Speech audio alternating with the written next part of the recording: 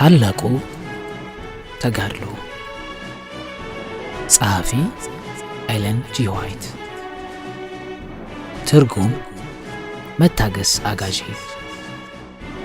ተራኪ ጥላሁን ሸዋለማ ምዕራፍ 24 በቅድስተ ቅዱሳን ውስጥ የቤተ መቅደሱ ጉዳይ የ1844ቱን ቅሬታ ምስጢር የከፈተ ቁልፍ ነበር። ፍጹም ሙሉ የሆነ በስምምነት የተቆራኘ የእውነት መዋቅር እንዳለ የእግዚአብሔር እጅ ታላቁን የአድቬንቲስት እንቅስቃሴ እንደመራው የሕዝቦቹን ደረጃና ተግባር ሲያሳውቅም ወቅታዊ ኃላፊነታቸው ምን እንደሆነ የገለጠበት ይህንን ሁሉ ፍንትው አድርጎ ያሳየ ነበር። የኢየሱስ ደቀ መዛሙርት ከአሰቃቂው ስቅየትና የሐዘን ሌሊት በኋላ ጌታን ባዩ ጊዜ ደስ እንዳላቸው ለዳግም ምጽአቱ በእምነት ሲመለከቱ የነበሩትም እንዲሁ አሁን ሐሴት አደረጉ።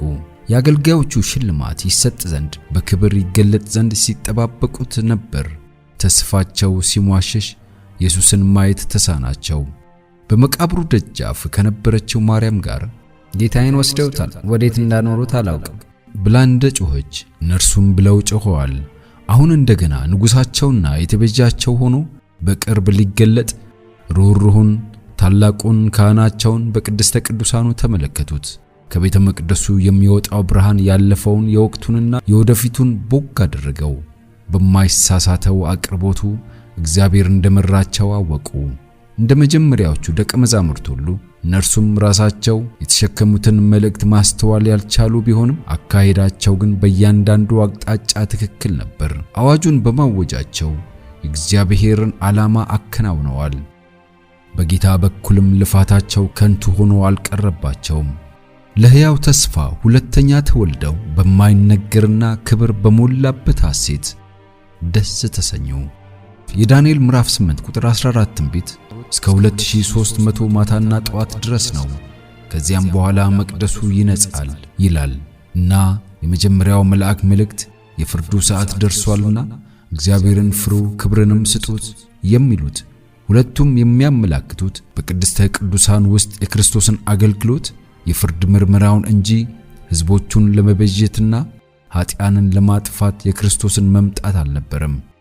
ስተቱ የነበረው የትንቢት ዘመናቱን በማስላት ላይ ሳይሆን በ2300 ቀናቱ መጨረሻ ስለሚከናወኑት ክስተት ነበር። በዚህ ስተት ምክንያት አማኞች ቅር በመሰኘት ተሰቃይተዋል። ሆኖም በትንቢት የተነገረውን ይጠባበቁት ዘንድ የመጽሐፍ ቅዱስ ድጋፍ የነበረው ነገር ሁሉ ተከናውኗል። የተስፋቸውን መጨለም እያንጎራጎሩ በነበረበት በዚያ ጊዜ በመላእክቱ አስቀድሞ የተነገረው ለባሪያዎቹ ዋጋቸውን ለመስጠት ጌታ ከመገለጡ በፊት ሊከናወን የሚገባው ክስተት ተፈጽሞ ነበር። ክርስቶስ የመጣው ግን እንደጠበቁት ወደ ምድር ሳይሆን አስቀድሞ በምሳሌ እንደተገለጠው በሰማይ ወዳለው ወደ እግዚአብሔር መቅደስ ወደ ቅድስተ ቅዱሳኑ ነበር። በዚህ ጊዜ በዘመናት ወደ ሸመገለው እንደመጣ በነቢዩ ዳንኤል ተመልክቷል። በሌሊት ራእይ ያየው እነሆም የሰው ልጅ የሚመስል ከሰማያት ደመና ጋር መጣ፣ ወደ ምድር ሳይሆን በዘመናት ወደ ሸመገለውም ደረሰ፣ ወደፊቱም አቀረቡት። ዳንኤል ምዕራፍ 7 ቁጥር 13። ይህ መምጣት በነቢዩ ሚልኪያስም አስቀድሞ ተነግሮ ነበር። እናንተም የምትፈልጉት ጌታ በድንገት ወደ መቅደሱ ይመጣል፣ የምትወዱትም የቃል ኪዳኑ መልእክተኛ እነሆ ይመጣል ይላል የሰራዊት ጌታ እግዚአብሔር። ሚልኪያስ ምዕራፍ 3 ቁጥር 1። የጌታ ወደ መቅደሱ መምጣት ለሕዝቦቹ ያልተጠበቀ ድንገተኛ ነበር። እየፈለጉት የነበሩት እዚያ ስፍራ አልነበረም። የጠበቁት እግዚአብሔርን የማይታዘዙትን ለጌታችንም ለኢየሱስ ክርስቶስ ወንጌል የማይታዘዙትን በእሳት ነበልባል ይበቀል ዘንድ ወደ ምድር እንዲመጣ ነበር። ሁለተኛ ተሰሎንቄ ምዕራፍ 1 ቁጥር 8። ሕዝቡ ግን አምላካቸውን ለመገናኘት ገና ዝግጁ አልነበሩም።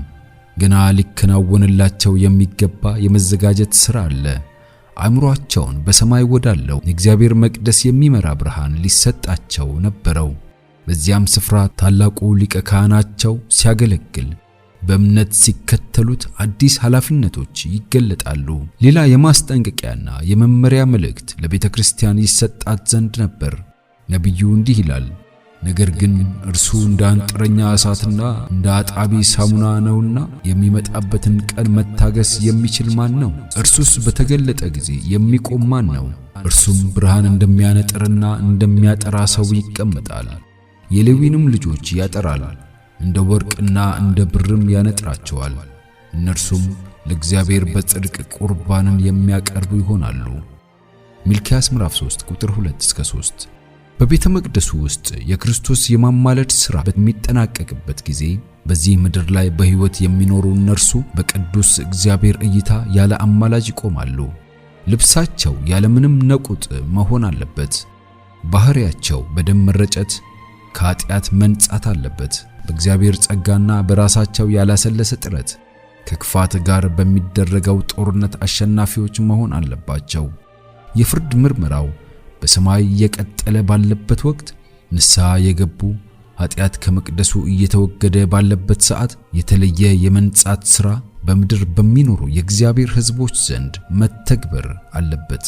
ይህ ሥራ በራእይ ምዕራፍ 14 ላይ በተቀመጡት መልእክቶች የበለጠ ግልጽ ሆኖ ተብራርቷል።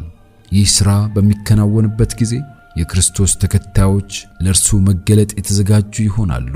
ሚልክያስ ምዕራፍ 3 ቁጥር 4 ላይ እንደተጠቀሰው እግዚአብሔርም እንደ ድሮ ዘመንና እንደ ቀደሙት ዓመታት በይሁዳና በኢየሩሳሌም ቁርባን ደስ ይለዋል ይላል። ጌታችን በሚመጣበት ጊዜ ወደ ራሱ የሚቀበላት ቤተክርስቲያን እድፈት ወይም የፊት መጨማደድ ወይም እንዲህ ያለ ነገር የሌለባት ትሆናለች። ኤፌሶን ምዕራፍ 5 ቁጥር 27። ከዚያም እንደ ማለዳ ብርሃን የምትጎበኝ እንደ ጨረቃ የተዋበች እንደ ፀሐይም የጠራች ዓላማ ይዞ እንደተሰለፈ ሰራዊት የምታስፈራ ሆና ትወጣለች። መኃልየ መኃልይ 6:10። ክርስቶስ ወደ መቅደሱ ከመምጣቱ በተጨማሪ ስለ ዳግም ምጽአቱ ፍርድ ለመፈጸም ስለመምጣቱ በእነዚህ ቃላት ሚልክያስም እንዲህ ይላል፣ ለፍርድ ወደ እናንተ ቀርባለሁ፣ በመተተኞችና በአመንዝሮች በሐሰትም በሚምሉ የምንደኛውን ደሞዝ በሚከለክሉ መበለቲቱንና ድሃ አደጉን በሚያስጨንቁ የመጻተኛውንም ፍርድ በሚያጣምሙ እኔን በማይፈሩ ላይ ፈጣን ምስክር እሆንባቸዋለሁ ይላል የሰራዊት ጌታ እግዚአብሔር።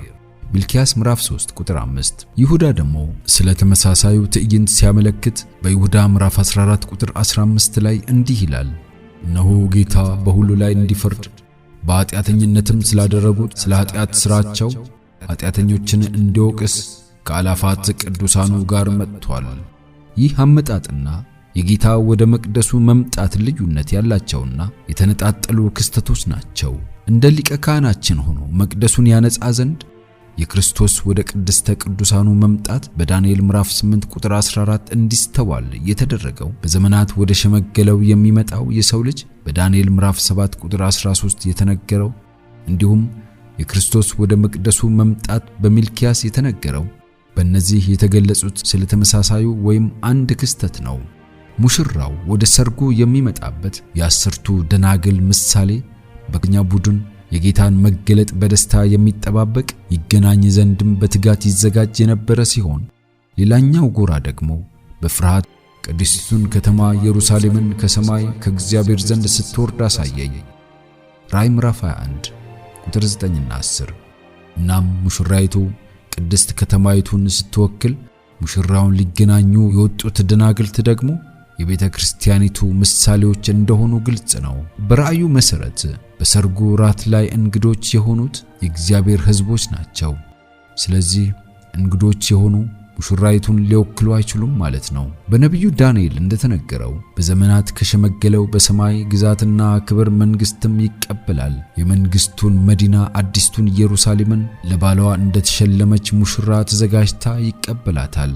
መንግስቱን ከተቀበለ በኋላ በበጉ የሰርግ ራት ግብዣ ላይ ይሳተፉ ዘንድ ከአብርሃም ከይስሐቅ ከያዕቆብም ጋር በመንግስቱ ገበታ ላይ እንዲቀመጡ ሕዝቦቹን ለመቤዠት የነገስታት ንጉሥ የጌቶች ጌታ ሆኖ በክብር ይመጣል።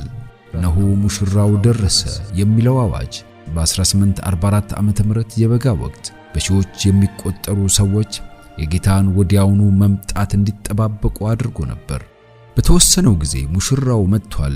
የመጣው ግን ሕዝብ እንደጠበቀው ወደ ምድር ሳይሆን መንግስቱን የመቀበል ስነ ሥርዓት ወደሚደረግበት ወደ ሰርጉ በሰማይ ወዳለው በዘመናት ወደ ሸመገለው ነበር። ተዘጋጅተው የነበሩትም ከእርሱ ጋር ወደ ሰርጉ ገቡ፣ ደጁም ተዘጋ። ስነ ሥርዓቱ የሚፈጸመው በሰማይ ነውና የተዘጋጁት ደግሞ ምድር ላይ ስለሆኑ በሰርጉ ላይ በአካል መገኘት የሚችሉ አይደሉም።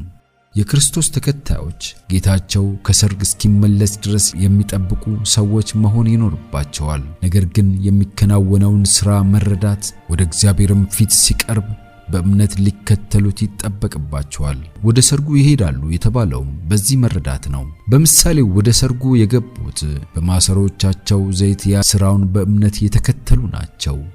በመጽሐፍ ቅዱስ ምስክርነት አማካኝነት ተመሳሳዩን እውነት የሚቀበሉ የመጨረሻውን ያገጥ ይገባል። ራዕይ ምዕራፍ 7 ቁጥር 14። ጎዶሎ የተገኘበት እርሱ ወደ ውጭ ይጣላል። በምርመራው ጊዜ የሰርጉን ልብስ ለብሰው የሚገኙ በእግዚአብሔር ዘንድ ተቀባይነት ያገኛሉ። በመንግስቱ ክፍል በዙፋኑም ላይ መቀመጫ ይኖራቸው ዘንድ የተገባው ሆነው ይቆጠራሉ። ይህ የባህሪ ምርመራ ለእግዚአብሔር መንግስት የተዘጋጀ ማን እንደሆነ የሚወሰንበት ምርመራ በላይ ባለው መቅደስ የሚከናወን የማጠቃለያ ሥራ የፍርድ ምርመራ ነው።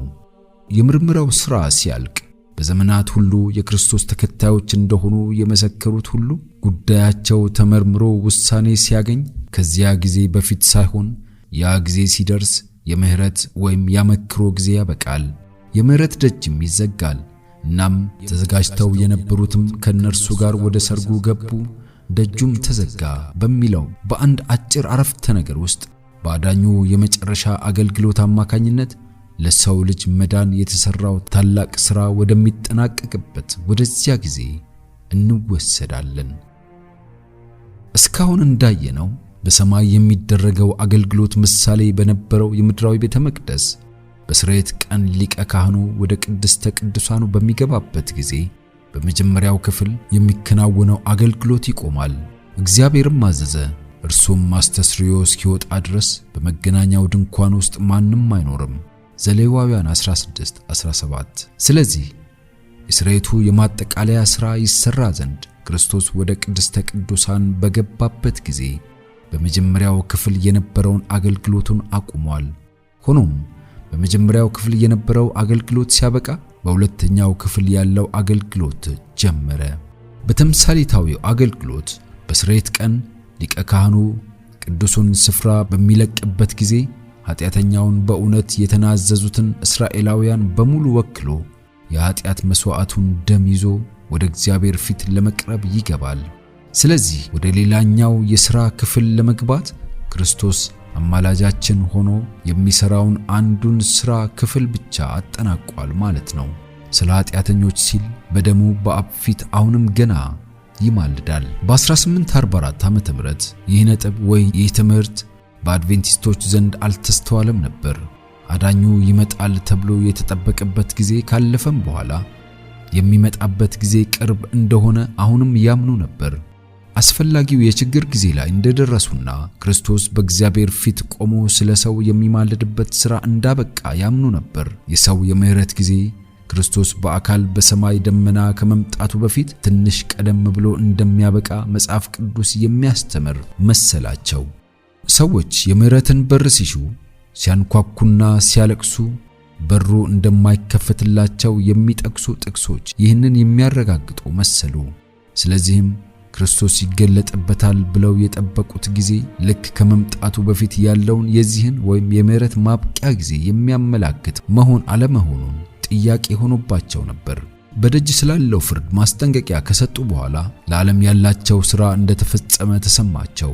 እናም ለኃጢአን መዳን የነበራቸው የነፍሳት ሸክም ተወገደ። በሌላ በኩል እግዚአብሔርን የማይመስሉትን ደፋርና በስድብ የተሞላ መሳለቂያ ሲያዩ ምህረትን አሻፈረኝ ካሉ ሁሉ ላይ የእግዚአብሔር መንፈስ የተወሰደ ለመሆኑ ሌላ ማስረጃ እንደሆነ አድርገው ቆጠሩት። ይህ ሁሉ ያረጋግጠላቸው የምህረት ወይም ያመክሮ ጊዜ እንዳበቃ ወይም እነርሱ ያን ጊዜ እንደገለጹት የምህረት ደጃፍ እንደተዘጋ ነበር። ከጀርባ መግለጫ 7ን እናያለን። ሁሉም አድቬንቲስቶች ማለት ይቻላል ሚስተር ሚለርን ጨምሮ ከ1844 ቅሬታ በኋላ ለአጭር ጊዜ ዓለም የመጨረሻውን ማስጠንቀቂያ እንደተቀበለ አምነው ነበር። ባስተላለፉት መልእክት ላይ ካላቸው እምነት ተነስተው ስለሌላ ነገር ማሰብ አልቻሉም። ራእይ 14 ቁጥር 6 እና 7 ላይ የፍርዱ ሰዓት ደርሷልና የሚለው ይህ አዋጅ ዘመኑን መቋጨት እንዳለበት ከልባቸው አሰቡ። ነገር ግን ሊመሰክሩም ሆነ ትእዛዝ ሊቀበሉ እምቢ ካሉ ጥቂት አፈንጋጮች በስተቀር የወንጌሉ ሥራ ተጠናቋል የሚለው ሐሳብ በቅርቡ ሊስተባበል ነበረው። የምሕረት ደጅ ተዘጋ የሚለውን አመለካከት የተወው መደብ ይህንን እንዲያደርጉ ተመሩ።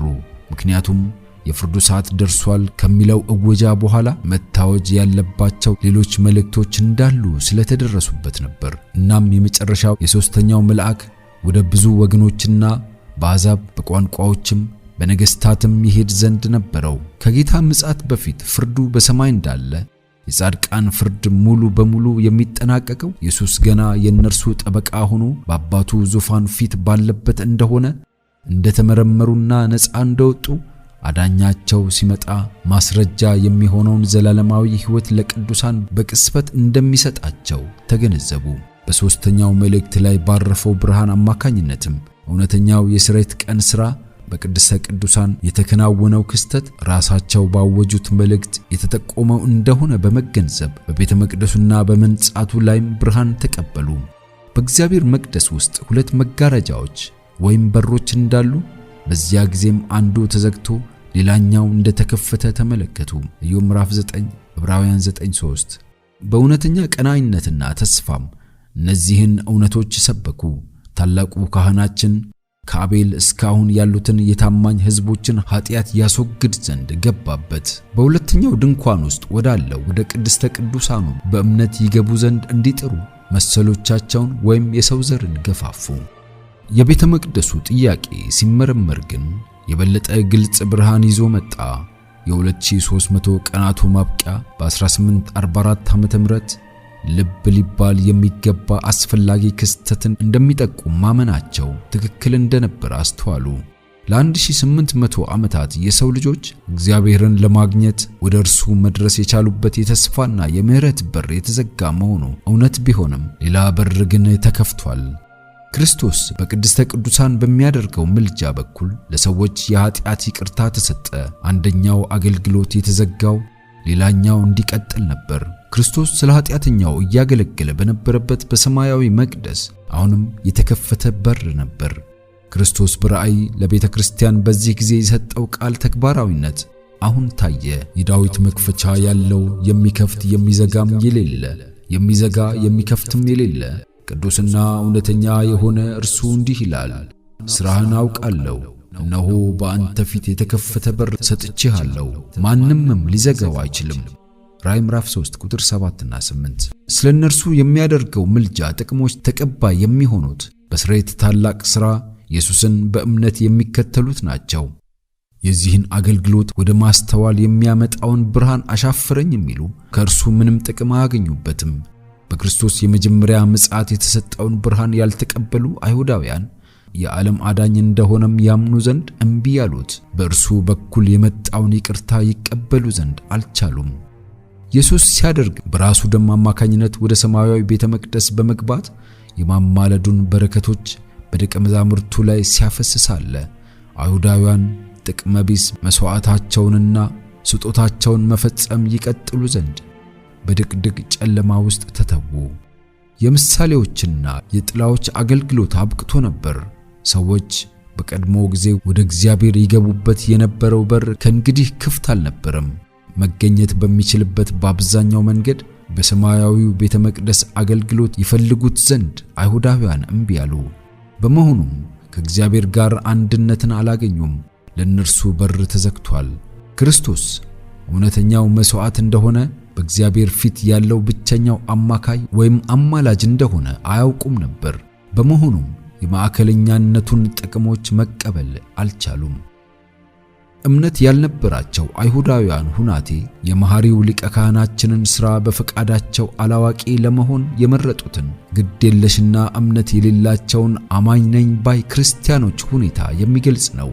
በተምሳሌታዊው ሥርዓት ጊዜ ሊቀ ካህኑ ወደ ቅድስተ ቅዱሳኑ ሲገባ ሳለ የኃጢአታቸውን ይቅርታ ያገኙ ዘንድ ከማኅበሩም ከመቆረጥ ይተርፉ ዘንድ ሁሉም እስራኤላውያን በመቅደሱ ዙሪያ ተሰብስበው ወደር በሌለው አክብሮት ነፍሳቸውን በእግዚአብሔር ፊት እንዲያዋርዱ ይጠበቅባቸው ነበር። በዚህ የእውነተኛው ስርየት ቀን የታላቁን ሊቀ ካህናችን ሥራ እናስተውል ዘንድ ከእኛ የሚጠበቁት ኃላፊነቶችም ምን እንደሆኑ እናውቅ ዘንድ ከቀድሞው የበለጠ ምን ያህል አስፈላጊ ነው። እግዚአብሔር በምሕረቱ የሚልክላቸውን ማስጠንቀቂያ አሻፍረኝ ብለው ሰዎች ከቅጣት ነፃ መሆን አይቻላቸውም። በኖህ ዘመን ለዓለም የሚሆን መልእክት ከሰማይ ተልኮ ነበር። ያንን መልእክት በሚያደርጉት አድራጎት ወይም በአቀባበላቸው መዳናቸው ተደግፎ ነበር። ማስጠንቀቂያውን እምቢ በማለታቸው የእግዚአብሔር መንፈስ ከኃጢአተኛው ዘር ተነሳ፣ በጎርፍ ውሃም ጠፉ። በአብርሃም ዘመን ለኃጢአተኞቹ የሰዶም ነዋሪዎች ምሕረት መማጸኗን አቆመች። ከሎጥ ከሚስቱና ከሁለት ሴት ልጆቹ በቀር ከሰማይ በተላከው እሳት ሁሉም አለቁ። በክርስቶስ ዘመንም የሆነው እንዲህ ነው።